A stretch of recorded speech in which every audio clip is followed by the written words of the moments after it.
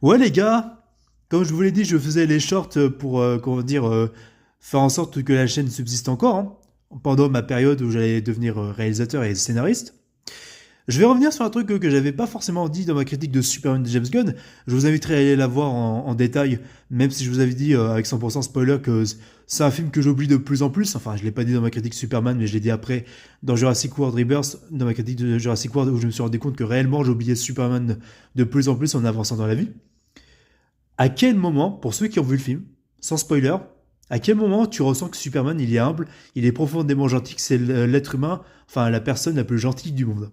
À quel moment tu le ressens? Non, parce que le truc c'est que, certes, il fait un discours gnangnan à un moment du film devant Lex Luthor, même si c'est déconstruit par une blague, tu vois, ce qui est assez dommage. Mais à aucun moment tu vas voir Superman, voilà, qui va se faire, je sais pas, bousculer par un gars, et les gens vont lyncher le mec dans la rue et que Superman va demander aux gens d'arrêter et que le gars va, comment dire, discuter calmement avec Superman, qui va être dans l'écoute, dans la compréhension, tu vois, qui va être, comment dire, dans la recherche du pourquoi, en fait, le mec, il a fait ça, exactement. Et il pouvait y avoir une scène touchante par rapport à ça, par rapport au fait que Superman redonne le sourire et redonne l'espoir à ce genre de personnes-là.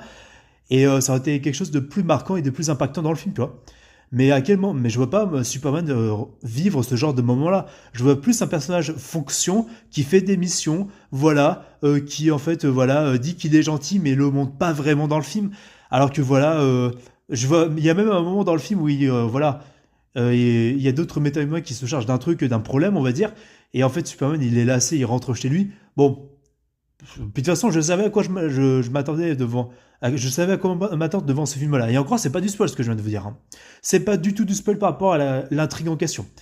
Mais Superman, je ressens pas du tout son côté plus gentil des humains, plus courageux, voilà, plus humain quoi. Et j'ai pas ressenti ça une seule fois. Qu'on- euh, et, euh, et à côté, on a des connards sur Internet qui disent ouais, c'est un film pro-Palestine, Superman, on s'en bat les couilles, c'est même pas le sujet, tu vois. T'as rien compris au film, frérot. Euh, donc voilà.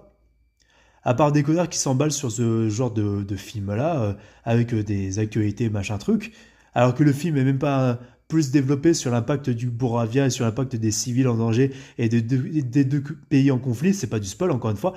Donc j'ai envie de vous dire, poum.